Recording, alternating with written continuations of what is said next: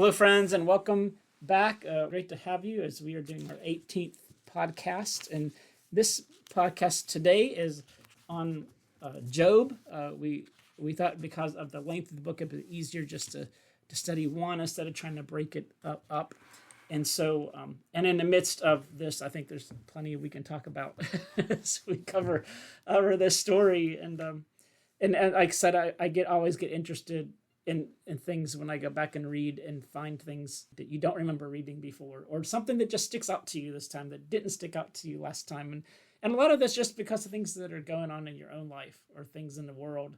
And I think it was just amazing on those things. And so we see this, and those who know the story of Job, you realize and you find out that he's a faithful servant, that he, as what people would call wealthy, had a large family, had lots of animals, let's think people, kind of respected when they do. And in the midst of, a little bit of time, everything's taken away. How he goes from his children to his animals to everything that he has except for his wife and his own life. In his own life, of course, yes. But to see in all of this, after everything being taken away from him, how his initial response is, is one of the things that stuck out to me. It says, well, the Lord gives and the Lord takes away. Should we receive good from God and not receive bad? And not everybody would look at things that way, when your life has just taken a real turn and you've, lost everything that kind of made you popular, so to speak, if you want to call it that, or just friendly among the people. But he was always a faithful servant to God. And everything that he did, he was a faithful servant, no matter if he had the goods or not. I mean, it even said he would pray after his children met for their birthdays, just to pray that and to ask for forgiveness for them in case they would have cursed God in the midst of their time. So he was a very faithful servant of God and really followed God's ways. And even in the midst of this, disaster that comes upon his life, still, at least in initial times, is faithful in that in this time frame. Yes. Well, I'll make the case that he stayed faithful to the very end. Well, right. I think that, I think there are a couple of questions even before we get into the details of the story, but one of the common understandings is that he curses God. And I don't think he ever does. I don't think he ever does. I think he initially says it would have been better if I'd never been born.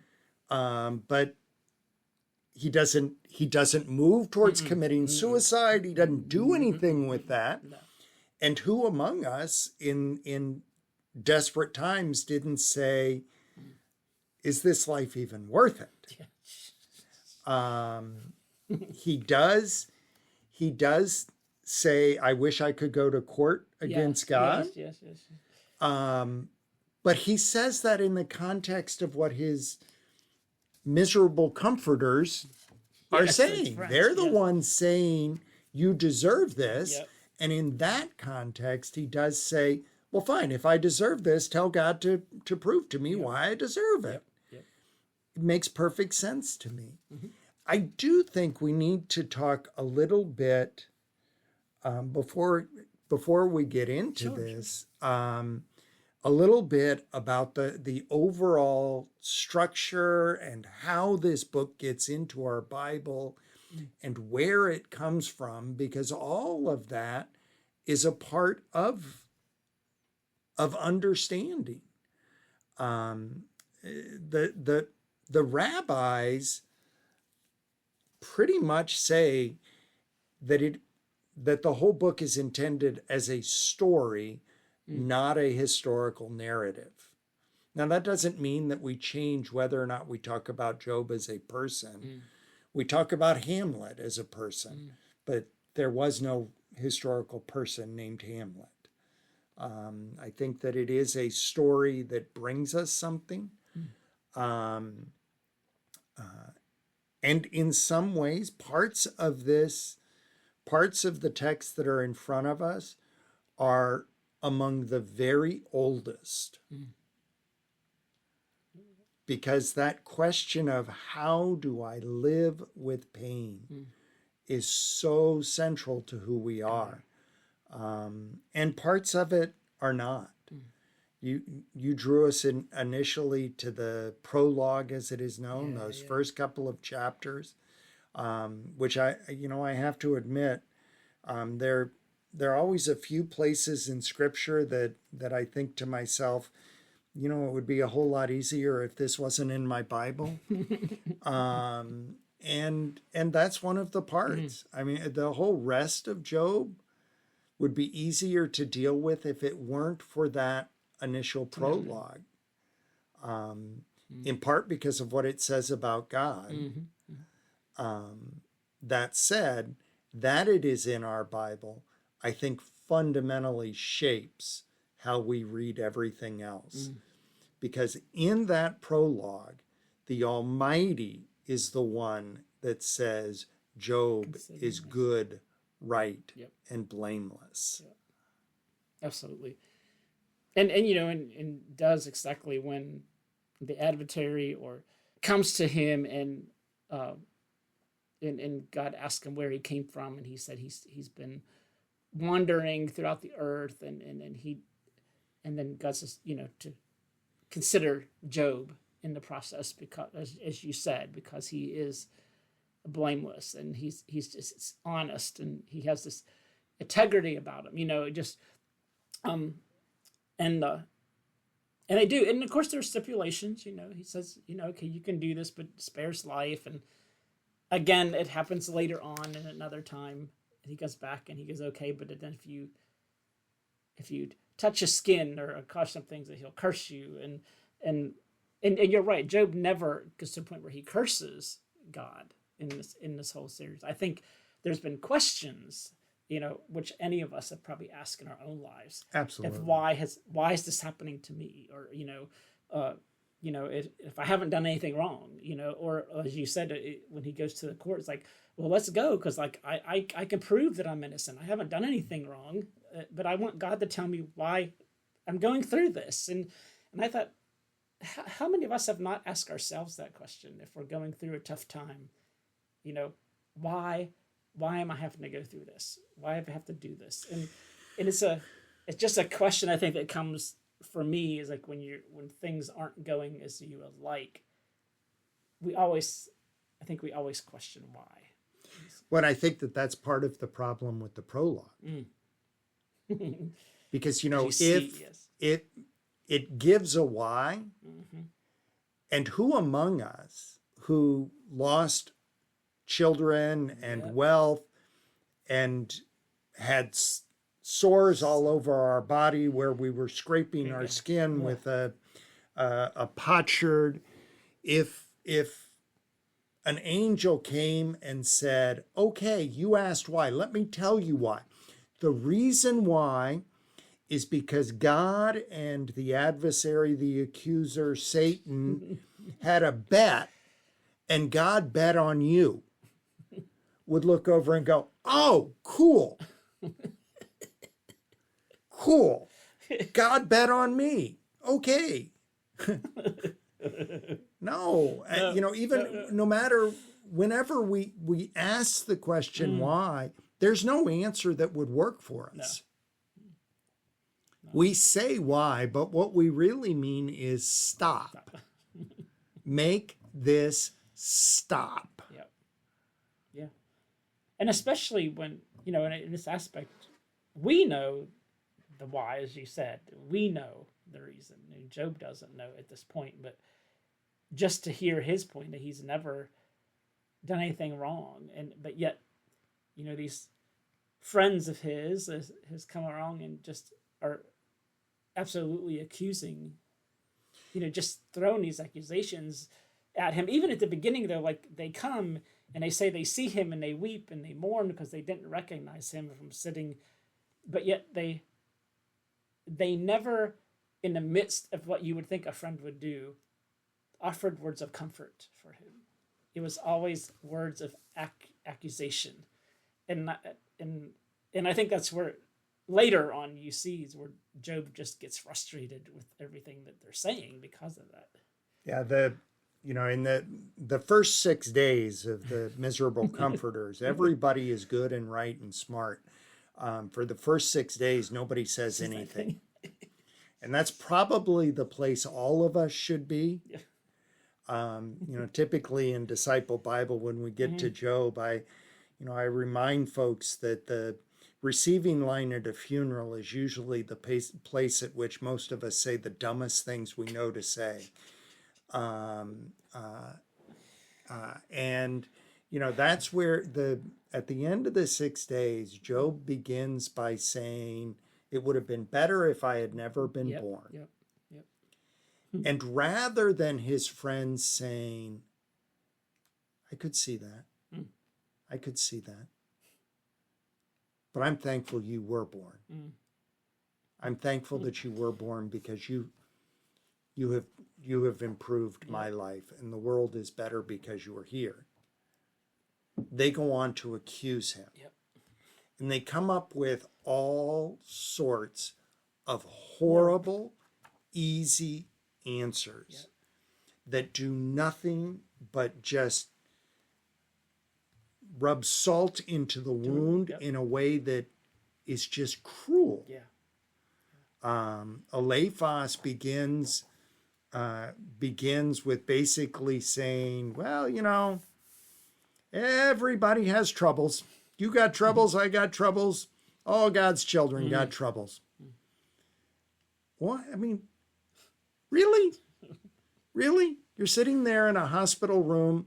Somebody says, that this person is dying of cancer, and you respond with, everybody's got troubles. You got troubles, I got troubles. All God's children got troubles. I have a hangnail, by the way. Absolutely. Bildad comes out with, well, your kids probably deserved it. Oh, that's helpful. Yeah. That's real helpful. Lots of things that it almost had to make you consider, are these people really his friends? That's what God calls them miserable comforters. He does. It's a good word for them because, I mean, through all this stuff, it just makes things worse with Job, and to that point where he's just angry with them. And even, these friends are supposed to be supporting, even he kind of appeals to them, as this, but it's almost as if he's alone anyway.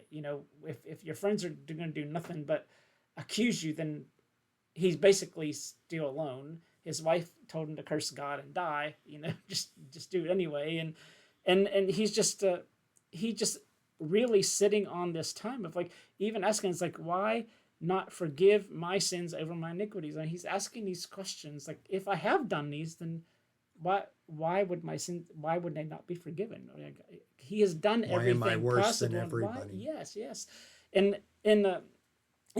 just thinking of those words that he's going through, and really, I think the hurt that he's going to go through. He knows he hasn't done anything wrong, but yet he's going through all this pain, and trying to figure out. His point is why is this going on? And I think that the thing that makes the miserable comforters miserable is not just that they don't offer comfort to Job. They're focused on comfort for themselves. The answers, those horrible answers that are given to another person's pain are usually aimed at making us feel more comfortable. If I can define the reason that you are going through whatever you are going through, that either, well, your kids deserve this, you deserve worse than this, all God's children got troubles, you must have done something, whatever it is, whatever the reason, if I can give that reason for your pain and suffering, then all I have to do is make sure I don't do that, whatever that thing is, and I won't have to suffer what you're suffering. I remember years ago reading Gerald Sitzer's book, and Sitzer's wife and mother-in-law and children were all in a horrible car accident, and his wife and his mother-in-law and 2 out of 3 children, or I think that's the right numbers. Not everybody was killed, but a lot of the family was killed. He was not in the car. He survived, and he wrote very eloquently about his pain and the experience of it. And at one point, he said, you know, the worst part of it is the randomness of it. It was just an accident. It just happened. And I think that's the challenge for us, is that a significant portion of the time, what happens in our life, good and bad, just happens. Yeah. And I think that's part of all of us in that life, trying to understand why that does. I think one of the things that, and I can't say I have not thought about this myself, is like, he even called out to his friends in chapter 19, is like, how long will you harass me and crush me with your words? And how everything just kept coming to him, was just constantly putting something on him that he didn't understand why he was going through it.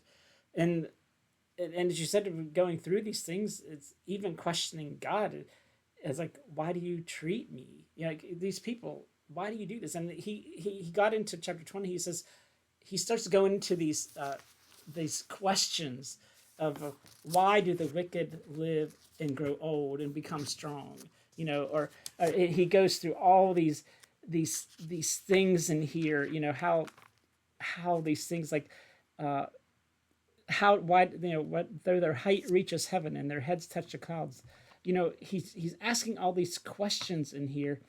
And how, you know, and how it says, though their wickedness is sweet in their mouths, they hide it under their tongues. They like it. They won't let it go. They hold it in their cheeks. Food turn their stomachs, becoming a coat.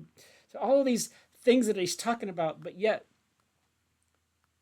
it's like a question is, why do the people who aren't as faithful, why does it seem like they're being successful and good things are happening, but who have been innocent?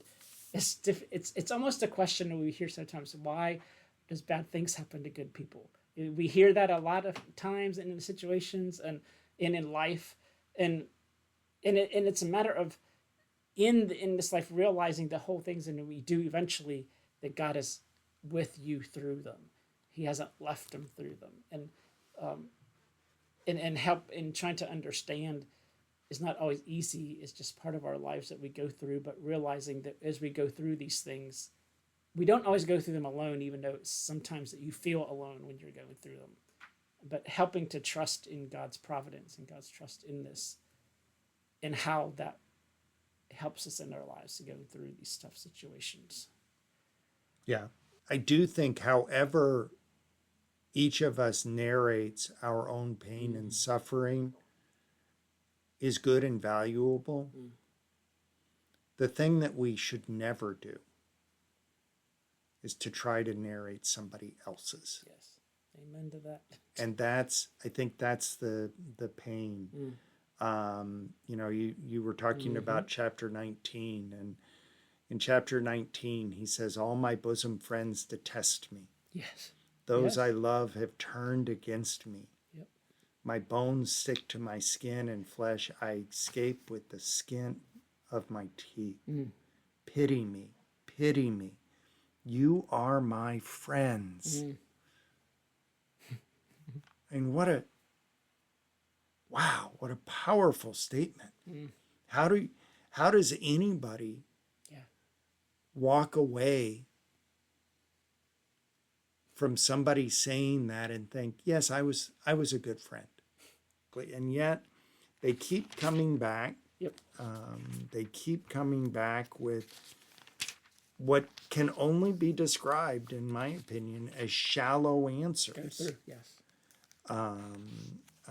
They don't get to the depth of the problem. They don't live with the pain.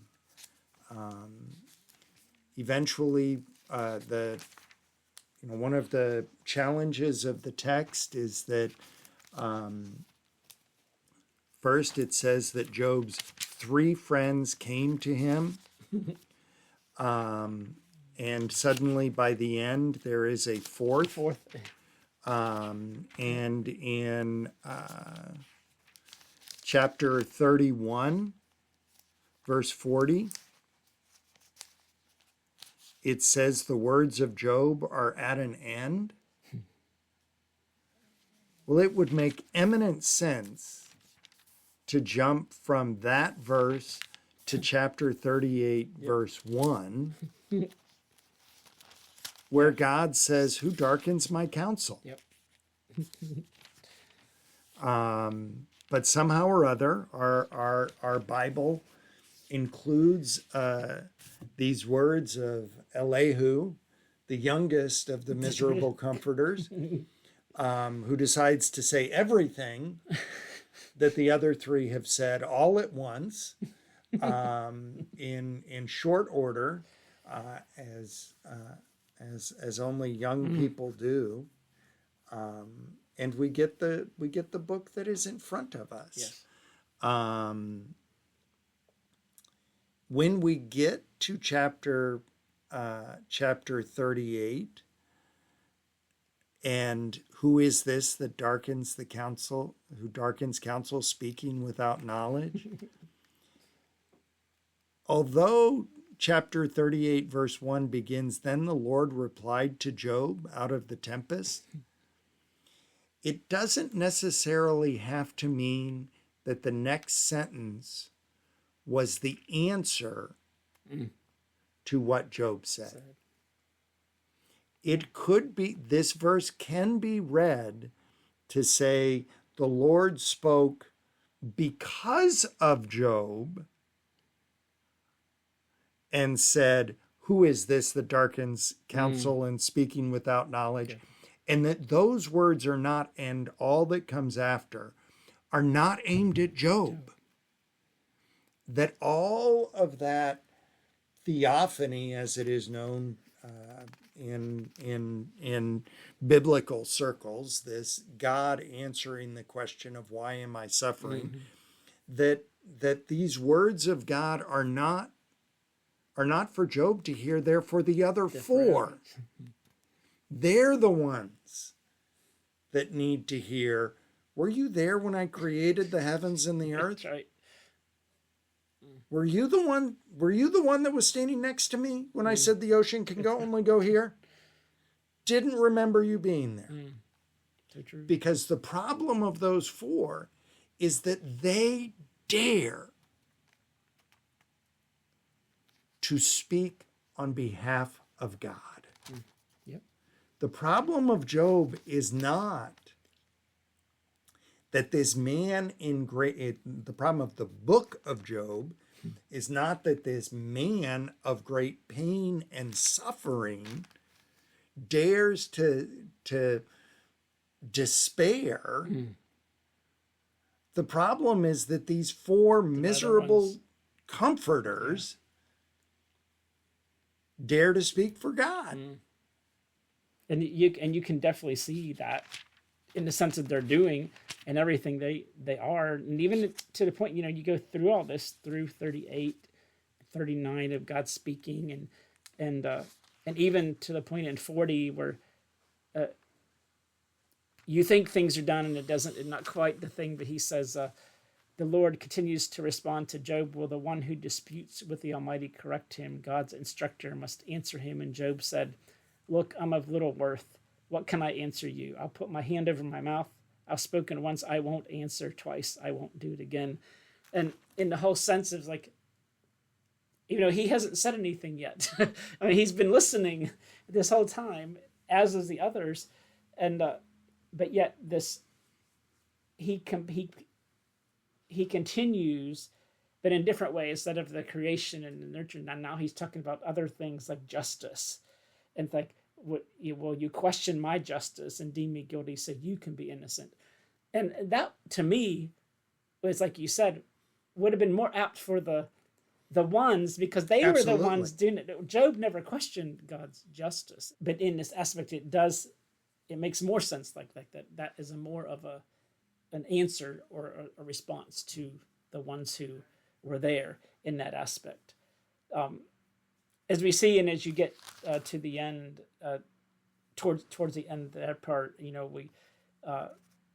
as we get to 42, at the last chapter, he says, Job says to the Lord, I know you can do anything. No plan of yours can be opposed successfully. You said, who is this darkening counsel without knowledge?